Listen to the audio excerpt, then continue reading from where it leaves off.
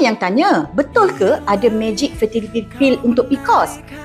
Untuk korang yang tak tahu, sebenarnya ada magic fertility pill yang boleh bantu anda subur walaupun ada PCOS. Okey, apakah magic fertility pill? Jom, saya nak share dengan anda semua. Kalau korang nak tahu, inositol ni dia boleh bantu untuk ovulasi dan juga untuk rawat hormon anda. Jadi, kalau anda nak tahu juga, vitamin D3 sangat bagus untuk kualiti telur dan juga untuk masalah period dan masalah hormon.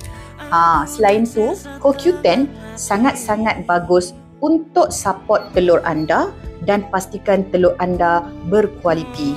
Jadi, kalau korang yang ada masalah susah nak bertelur, susah nak berovulasi dan masalah PCOS yang menyebabkan telur anda tidak berkualiti, Magic Fertility Pill boleh bantu anda merawat PCOS dalam masa 3 ke 6 bulan. Tetapi dengan syarat anda kena konsisten, anda kena rawat masalah berat badan dan juga anda kena rawat hormon yang tak stabil. Kepada anda, orang yang ada PCOS dan juga mereka yang susah nak dapat zuriat, boleh komen dalam video saya dan follow saya untuk lebih tips. Okey, jom bersama dengan Dr. Atika Fauzi dari Marisa Mediclinic.